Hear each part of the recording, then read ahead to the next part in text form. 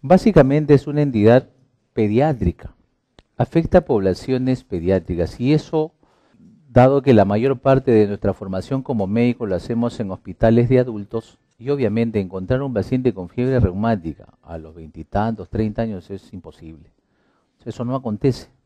La fiebre reumática básicamente es una entidad que afecta a niños entre 5 a 15 años de edad. Es harto difícil encontrar un adulto mayor de 18 años afectado de fiebre reumática, excepto que sea una recidiva, ¿Qué es lo que acontece en fiebre reumática? ¿Qué es lo que acontece? Básicamente, la fiebre reumática es una enfermedad inflamatoria. Es una enfermedad inflamatoria generada por un agente bacteriano, el estreptococo beta hemolítico del grupo A de Lancefield. Y este estreptococo beta hemolítico tiene algunas peculiaridades en su estructura, específicamente en su pared celular. ¿Qué pasa con el estreptococo beta hemolítico? ¿Qué es lo que sucede? En su pared celular tiene algunos componentes proteicos y de carbohidratos que tienen similar antigenicidad que algunas proteínas de nuestro organismo, que algunas proteínas de la membrana sinovial, que algunas proteínas y carbohidratos del corazón, del encéfalo. Entonces, estas proteínas y carbohidratos y glicanos que conforman la pared celular de este estreptococo beta hemolítico son bastante parecidas a algunas proteínas de nosotros, de nuestras membranas sinoviales, de nuestro miocardio, del pericardio, del encéfalo. Cuando adquirimos una infección por esta bacteria, hay una respuesta inmunológica. Nuestro sistema inmune confunde estas proteínas, tratando de atacar a la bacteria, nos autoinjuriamos. El sistema inmunológico confunde. Y eso lo vamos a ver acá. Miren, va acá, entrando al detalle. Es una enfermedad básicamente inflamatoria. Afecta corazón, sistema nervioso central, piel, tejido conectivo. ¿Cuál es el agente? El estreptococo beta hemolítico del grupo A de Lancet. La manifestación clínica más frecuente es la artritis y la más grave, la carditis. Y acá está lo que les estaba mencionando. Este es un esquema de un estreptococo beta hemolítico. Hay una pared celular. La parte más externa, la cápsula, está compuesta por ácido hialurónico, yendo más hacia el interior de la bacteria. Pared celular, proteínas M, proteína T y proteína R, son antígenos proteicos. Ingresamos más hacia el núcleo de la bacteria. En la misma pared celular hay carbohidratos, como la N-acetilglucosamina. Ingresamos un poquito más, hay peptidoglicanos, como el ácido N-acetilmurámico. Y obviamente más al interior la membrana citoplasmática.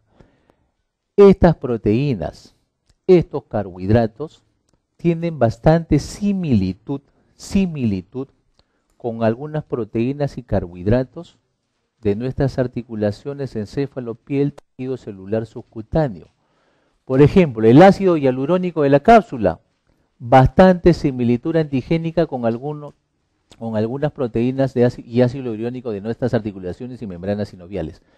La proteína M, bastante parecido con algunas proteínas del miocardio. Los carbohidratos a nivel también similitud con algunos carbohidratos del tejido valvular y algunas membranas, algunas proteínas que constituyen la membrana protoplasmática de esta bacteria, bastante similitud antigénica con sarcolema y núcleos del sistema nervioso central. Pero de todas estas proteínas, la proteína M es la que configura, le da la virulencia al estreptococo beta hemolítico. Esta proteína M tiene más de 100 serotipos. Determina la virulencia del estreptococo. Tiene propiedades antifagocíticas e inhibe la migración leucocitaria, de tal manera que le sirve como un buen mecanismo de defensa a esta bacteria. Esto ya lo mencionamos. Entonces, obviamente, al generarse una infección por este estreptococo va a haber una respuesta inmunológica. La respuesta inmunológica va a confundir, va a pretender atacar estas proteínas y carbohidratos de la pared del estreptococo beta hemolítico y acaba atacando similares proteínas de nuestras articulaciones, miocardio, tejido valvular y sistema nervioso central y tejido celular subcutáneo. ¿Qué más deben de saber? Que en la fiebre reumática generalmente a veces hay el antecedente de una faringoamigdalitis 2 a 4 semanas previas al evento de fiebre reumática.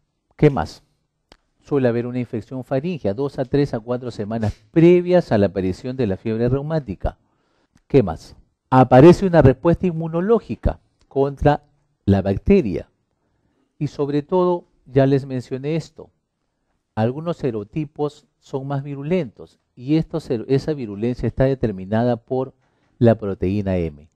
Cuando hay proteína M1, 3, 5 y estas cifras o estos números, el germen es más virulento. Algunos estreptococos que tienen esta proteína M en la superficie presentan reacciones cruzadas con aquellas estructuras que ya les mencioné. Y no solo es proteína M, es ácido hialurónico, ya dijimos, o algunos peptidoglicanos. El estreptococo tiene ácido hialurónico en su cápsula.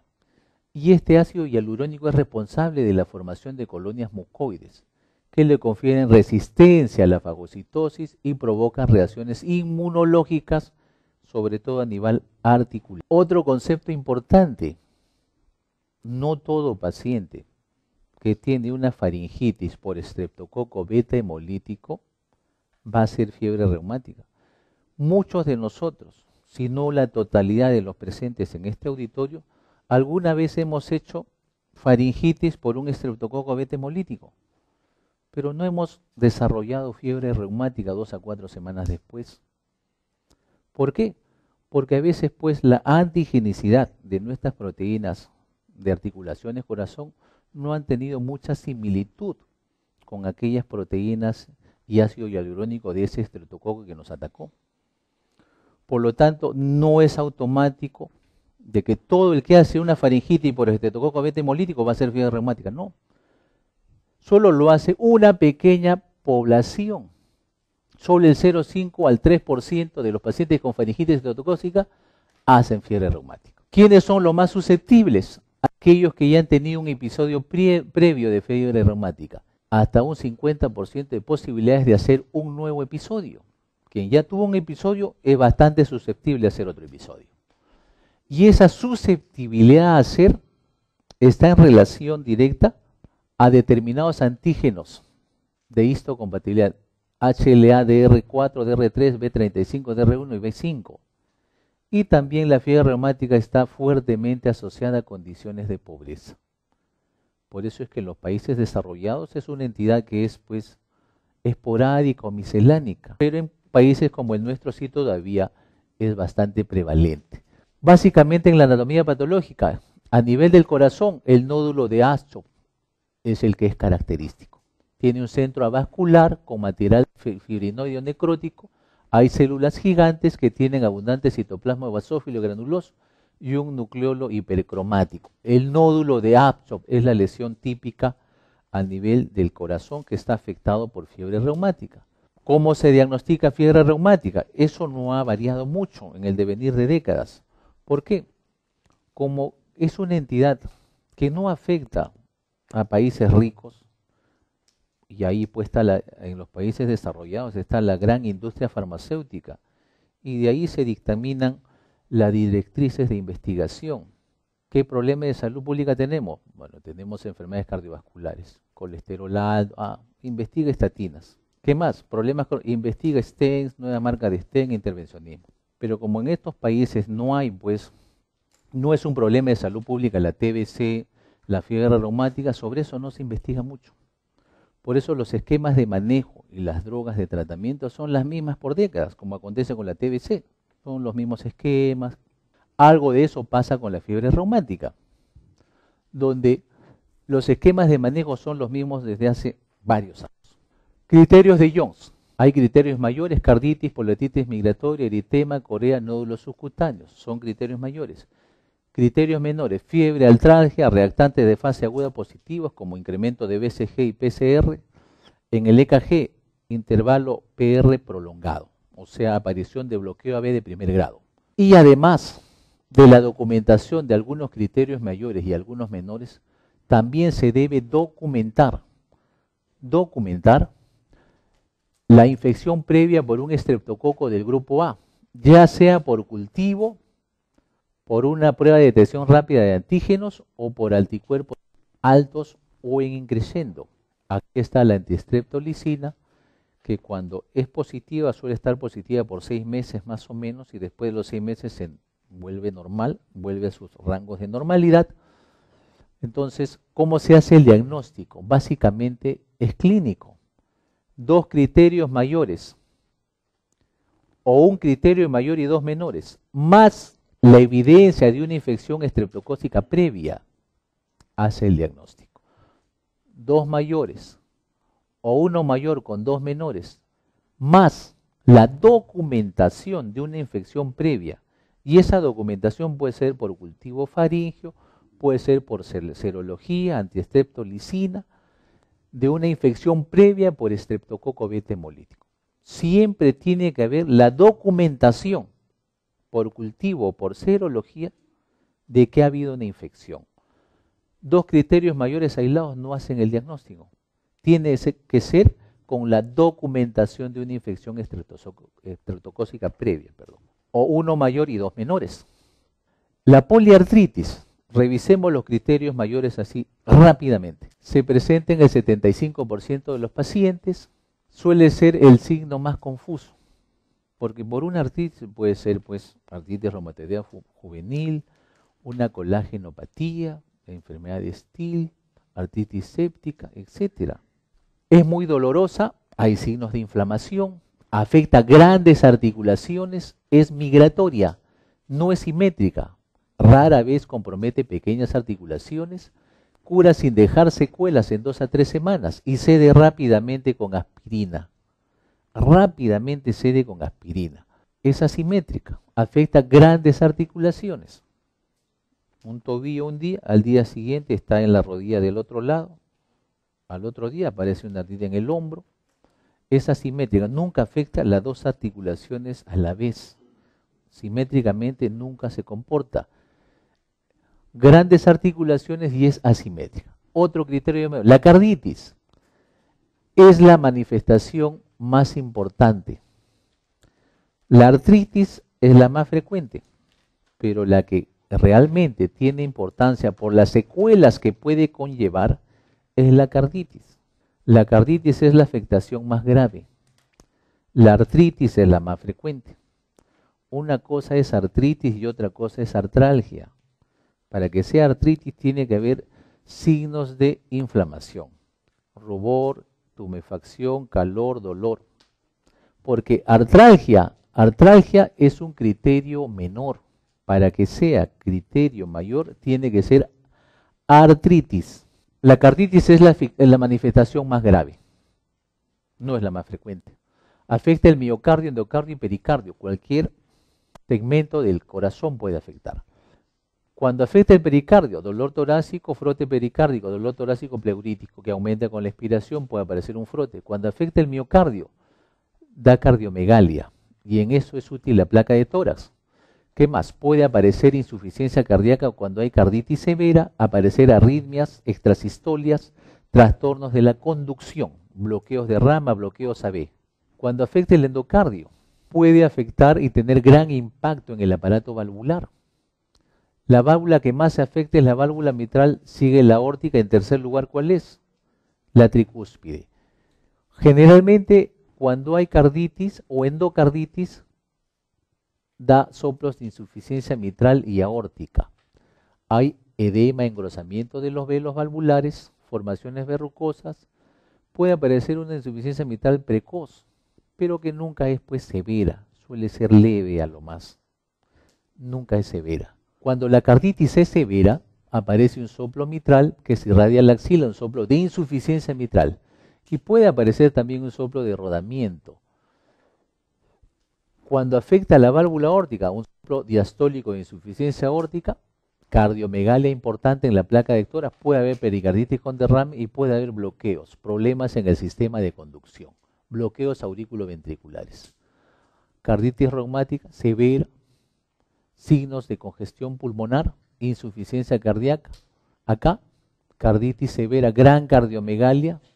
Vean, en la artritis es asimétrica, afectación de la rodilla, pero la rodilla contralateral está normal. Corea de Sydenham es el único criterio mayor que está fuertemente asociado con la enfermedad. Si uno encuentra Corea de Sydenham y documenta que hay una triada característica como movimientos coreotetóxicos, hipotonía, labilidad, la Corea de Sydenham fuertemente está asociada a fiebre reumática. Y muchas veces, como aparece tardíamente, puede aparecer entre 1 a 7 meses después de la infección faríngea, nunca coincide con la artritis, aunque puede asociarse concomitantemente a carditis. Y muchas veces, como aparece tardíamente, los reactantes de fase aguda están normalizados. Pero obviamente la Corea de Sydenham por sí sola no, tiene que documentarse la serología también. Cultivo faríngeo, antistreptolicina, etc. Eritema marginado es la manifestación menos frecuente. El eritema marginado no es patognomónico de fiebre reumática, puede presentarse en otras entidades, estafilocosemia, reacciones medicamentosas, etc. El eritema marginado afecta el tronco y zonas proximales de las extremidades, nunca afecta la cara. ¿Qué más? Suele ser una erupción roja, indolora, macular, que tiende a formar anillos y tiende a aclararse en el centro de la lesión. Desaparece rápidamente en horas. En la zona céntrica de la lesión tiende a formar zonas más hiperclaras. Afecta el tronco y zonas proximales de las extremidades. O sea, es centrípeta. No afecta nunca la cara ni zonas distales de las extremidades. Nódulos subcutáneos se asocian a carditis grave, se instauran sobre superficies de tendones extensores, no son dolorosos ni suelen tener signos de inflamación, aparecen en las primeras semanas de la enfermedad. Se asocian a veces a carditis. Zonas extensoras, zonas de fricción, ahí en esta región del codo, por ejemplo. Exámenes complementarios, hemograma, reactantes de fase aguda, cultivo faríngeo, antistreptolicina. Ya le mencioné, la antistreptolicina suele normalizarse a los 6 meses de acontecido la infección. ¿Qué más? Los reactantes de fase aguda nos van a determinar la actividad de la enfermedad. El electrocardiograma, problemas de conducción, de ritmo, y el ecocardiograma, la afectación valvular, hay insuficiencia leve, aórtica, placa de tórax, la cardiomegalia. Diagnóstico diferencial básicamente, como el síntoma más prevalente o más frecuente es la artritis, obviamente se hace con enfermedades articulares. Van desde artritis gonocócica, colágenopatías, espondilitis, algunas viremias, etc. ¿Y cuál es el tratamiento de la fiebre reumática? Lo es por décadas. La penicilina benzatínica. Hecho el diagnóstico, acopié 2 criterios mayores, más uno menor, más mi documentación de infección por un cultivo o serología, listo, está en mi diagnóstico. ¿Con qué trato a ese paciente? Penicilina benzatínica. Si pesa menos de 27 kilos, 600.000 unidades. Más de 27, 1.200.000 unidades. ¿Qué más? Se puede dar penicilina oral, pero ya es por 10 días. En cambio, la benzatínica es en dosis única por vía intramuscular. Por vía oral se da por 10 días. Acá está, de las guías de fiebre reumática, básicamente no han variado mucho. Prevención primaria, tratamiento. ¿Con qué se trata? Penicilina benzatínica, una vez. Pero si es por vía oral, 10 días. Pero si el paciente es alérgico a la penicilina, ¿qué se da? Macrólidos. Acitromicina, claritromicina. Por 5 o 10 días, según sea el caso. Para alérgicos a la penicilina, macrólidos, acitromicina o claritromicina. Acá está acitromicina o clindamicina, que también está entre las opciones. No utilizar tetraciclinas ni sulfas porque no tienen efecto en el estreptococo beta hemolítico. Pero también hay una prevención secundaria, porque ¿qué se dijo en las transparencias iniciales? Que aquel paciente que ya hizo un episodio de fiebre reumática es altamente susceptible a hacer un nuevo episodio de fiebre reumática, porque hay cierta predisposición en el paciente. Entonces, si ya hizo un episodio, a ese paciente se le tiene que brindar prevención secundaria, profilaxis para que no haga un nuevo evento de fiebre reumática, con nuevas secuelas, nueva afectación valvular, más daño endocárdico, miocardio, en este caso endocárdico a nivel valvular. Por lo tanto, ¿con qué se da la prevención secundaria? Penicilina benzatínica, lo mismo, menos de 27, 600.000, más de 27 kilos, 1.200.000. Una ampolla cada mes, cada mes. Si es alérgico a la penicilina, sulfadiacina, macrólidos o macrólidos. Si es alérgico a la penicilina, se le da macrólidos o sulfadiacina. Esa es la alternativa en prevención secundaria. El paciente ya pasó el episodio. Oye, pero tú eres altamente probable porque la infección faríngea por estreptococo beta hemolítico es frecuente. Te va a dar otra vez y la secuela en tus válvulas va a ser peor. Por eso el viejo adagio dice, la fiebre reumática, ¿qué decía? Lame las articulaciones pero muerde al corazón. Al corazón es donde le hace daño a nivel valvular. Las articulaciones no quedan ninguna secuela. El paciente sana por completo el problema articular. El problema viene a nivel valvular. ¿Cómo prevengo que me haga un nuevo episodio? Con prevención secundaria. ¿Con qué? Benzatínica. O sea, la benzatínica, ¿para qué me sirve? Para prevención primaria y para secundaria. Alérgicos a penicilina, macrólidos. Nada más. Ahora, una vez al mes, dice la guía, cada 4 semanas. ¿Y pero por cuánto tiempo? ¿Por cuánto tiempo le doy que todos los meses se aplique una benzatínica en la nalga?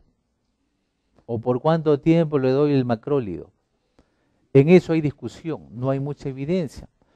Con una evidencia que está 1C, o sea, recomendación de expertos, nada más. Si el paciente tuvo fiebre reumática con carditis y presenta enfermedad valvular residual persistente, se debe dar por lo menos 10 años, desde el último ataque o hasta que llegue a los 40 años de edad.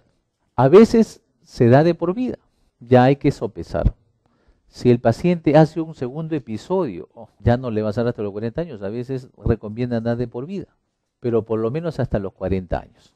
Pero si el paciente tuvo fiebre reumática y no tiene enfermedad valvular, hizo carditis, pero no tiene enfermedad valvular secuelar residual, se le da por 10 años o hasta que llegue a los 21 años de edad, nada más. Ya dijimos que esto afecta generalmente a niños, entre 5 a 15 años. En adultos es raro, excepto que sea una recaída. Y si el paciente tuvo fiebre reumática sin carditis, se le da por 5 años o hasta que llegue a los 21 años de edad. Lo que acontezca primero. El pronóstico, ya dijimos, depende de las carditis.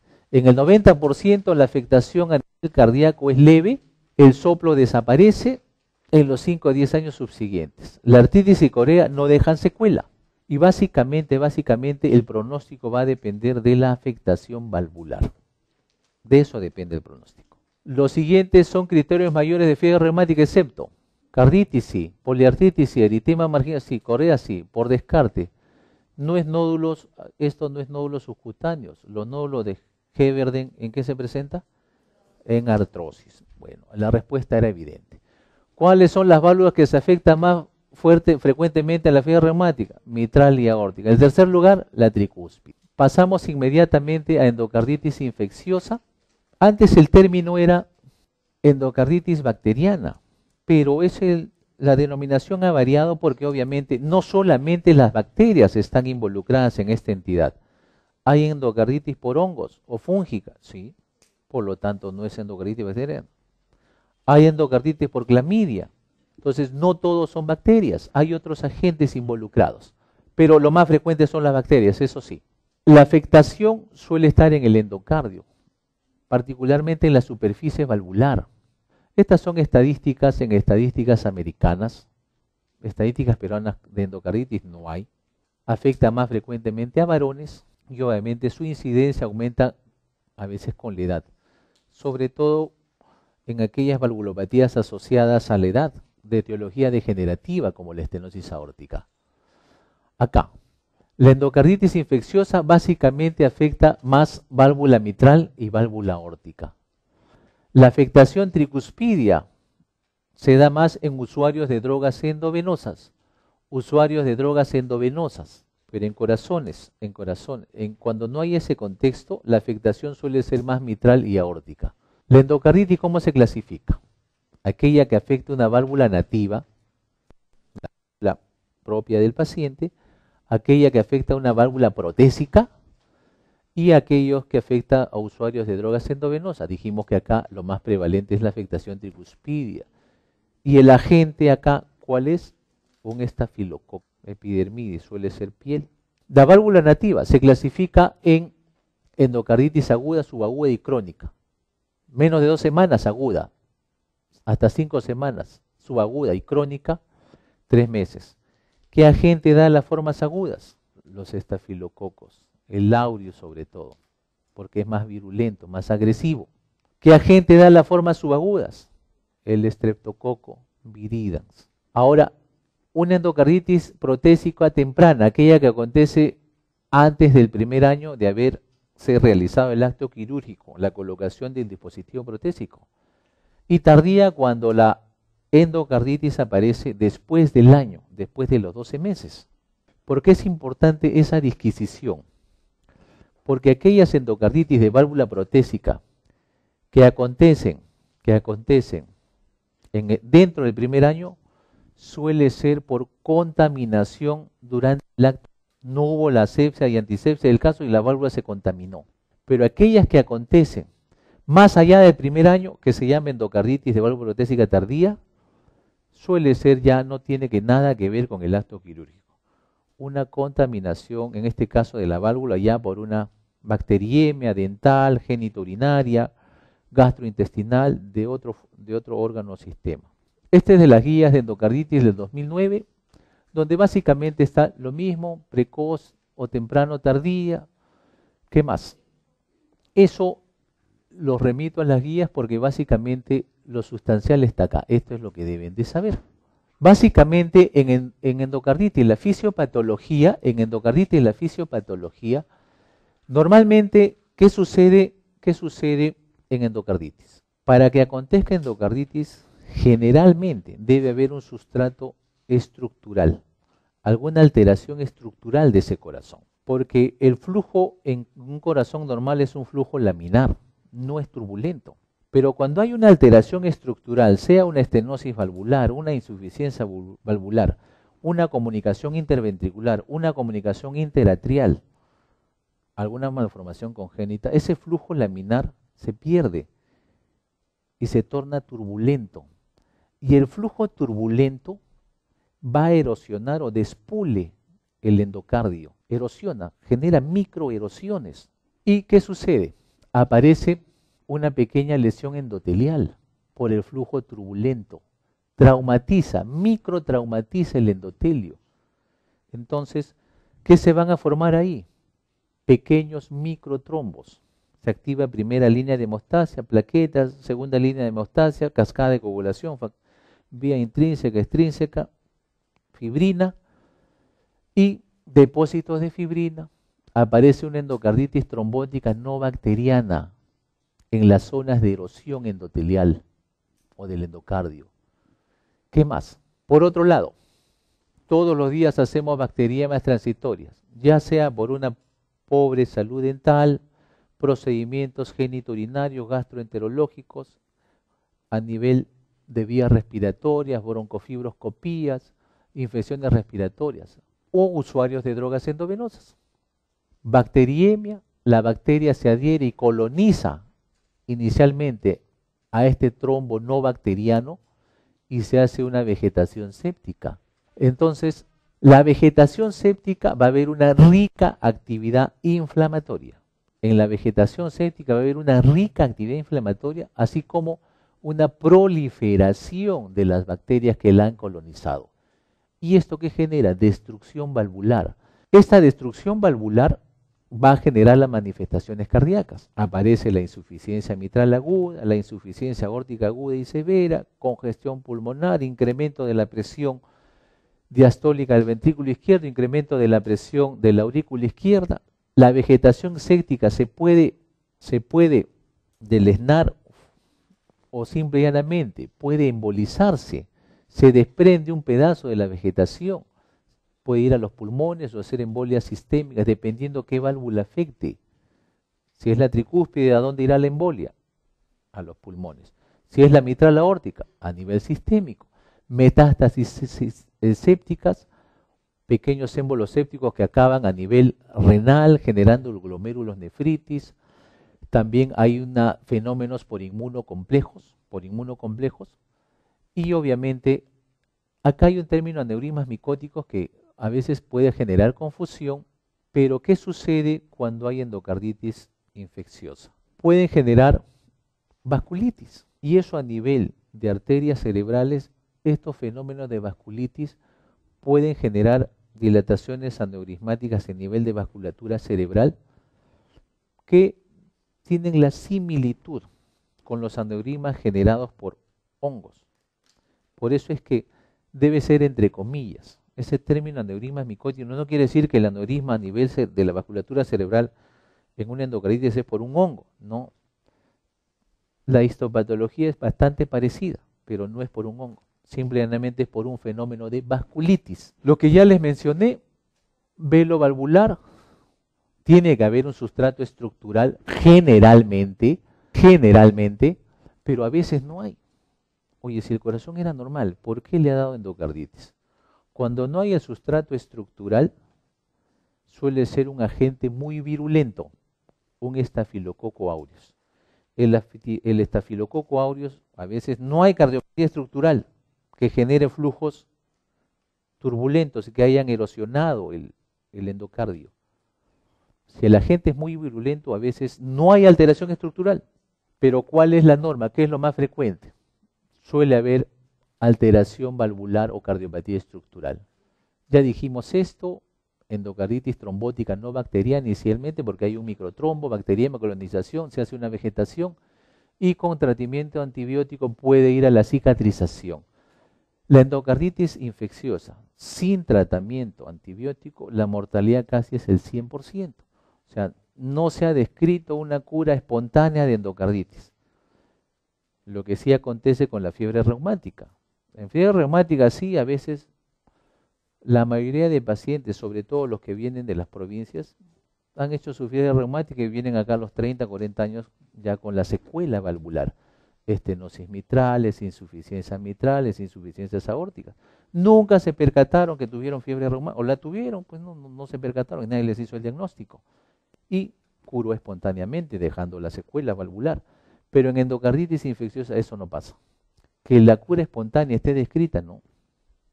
La mortalidad es el 100% si no hay un tratamiento antibiótico. Acá está, ya dijimos esto, hay bacteriemias, embolias sépticas a nivel renal, a toda la economía, porque es una infección que está ubicada en una zona de nuestra economía privilegiada. Desde ahí pueden haber émbolos sépticos a nivel cerebral, sí. A nivel mesentérico, sí. Miembros inferiores, sí. Riñones, sí. A todo lado. ¿Dónde se ubican las vegetaciones? Las vegetaciones, cuando afectan la válvula mitral, están en la cara auricular de la válvula mitral. En la cara auricular. Y cuando la endocarditis afecta la válvula aórtica, estas están adosadas en la cara ventricular de los velos aórticos. Ahí está, en el esquema.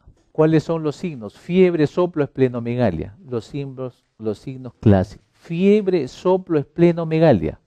Lesiones cutáneo-mucosas, hemocultivos positivos. Pero ¿cuáles clínicamente los signos clásicos? Fiebre, soplo, esplenomegalia.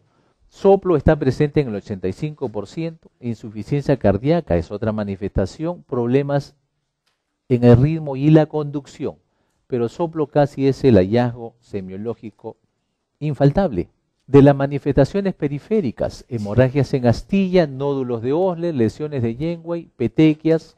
Las petequias pueden ser por fenómenos de vasculitis y embolismo. Acá está, hemorragias en astilla, petequias, hemorragias en astilla. A nivel oftalmológico, manchas de Roth en el fondo de ojo. A nivel pulmonar, distrés respiratorio, edema pulmonar, infiltrados pulmonares por embolias sépticas. A nivel cerebral, ya dijimos aneurismas micóticos que son por vasculitis, encefalopatía tóxica, meningitis, absceso cerebral, a nivel renal, glomerulonefritis, y puede haber hasta síndrome nefrítico, hipertensión con hematuria. ¿Qué más? En el laboratorio, básicamente acá, lo crucial en el laboratorio es la documentación de hemocultivos positivos. La documentación de hemocultivos positivos. El hemograma, hay anemia normocítica, normocrómica, trombocitopenia, reactantes de fase aguda positivas o incrementadas, BCG, PCR incrementado, factor reumatoideo positivo, porque hay fenómenos inmunológicos. No solamente hay fenómenos embólicos, sino también hay fenómenos inmunológicos. ¿Cuáles son las piedras angulares en el diagnóstico? 3.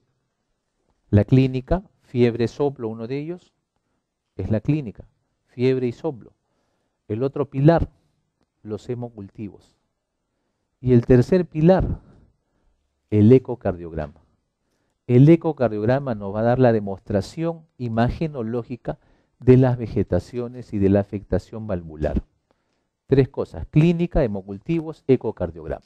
Obviamente cuando la ecocardiografía es por transesofágica tiene más sensibilidad porque la resolución es mejor. Una sonda transesofágica ve con mejor resolución toda la anatomía valvular. El ecocardiograma transtorácico no detecta vegetaciones de menos de 2 milímetros, por lo tanto un ecocardiograma negativo no excluye el diagnóstico. Puede ser que esté en su fase inicial y haya microvegetaciones que en la ecocardiografía aún no se ven. Es útil para el tratamiento quirúrgico, nos da la severidad de la afectación, ruptura de cuerdas, fístulas, abscesos, abscesos perivalvulares. Toda esa información valiosa nos da la ecocardiografía. Acá una vegetación en una válvula mitral. ¿Cómo se hace el diagnóstico? Ya dijimos, se sustenta básicamente 3 cosas, clínica, hemocultivos y ecocardio. ¿Cuáles son los criterios mayores? El hemocultivo positivo. ¿Y cuál es el otro criterio mayor? Ecocardiografía positiva para endocarditis infecciosa, ya sea porque documentó una vegetación, un absceso o una descensa de una válvula protésica. Y el hemocultivo positivo es el otro criterio mayor. Si usted documenta en un hemocultivo 2 organismos o microorganismos típicos como Streptococcus viridans, Streptococcus bovis o algunas bacterias del grupo Haemophilus como Haemophilus, Acinetobacter, Klingela, Enterobacter o Enterococo, son organismos típicos que dan endocarditis. Streptococcus viridans, bovis y bacterias del grupo Haemophilus. Otros organismos típicos de endocarditis, Staphylococcus aureus. Y acá no es enterovirus, es un error tipográfico, es enterococo. Enterococo. ¿Qué más? 2 hemocultivos. Tiene que documentar 2, porque encontrar uno puede ser contaminación. Documente 2 hemocultivos. Estos hemocultivos tienen que estar separados de más de 12 horas entre toma y toma. Criterios menores, ahí viene ya la parte clínica. En criterios menores viene la parte clínica. Fiebre, sustrato estructural, daño cardíaco previo, un criterio menor, fenómenos vasculares inmunológicos, como por ejemplo infartos pulmonares, aneurismas micóticos, lesiones de Janeway, son fenómenos vasculares, fenómenos inmunológicos, glomerulonefritis, nódulos de Oder, mancha de Roth, factor reumatoideo positivo. Y obviamente pruebas microbiológicas, sin ser un criterio mayor, porque para que sea mayor tengo que documentar 2 hemocultivos positivos. Pero si a veces encuentro uno nomás, bueno, pasa, pero va a ser un criterio menor.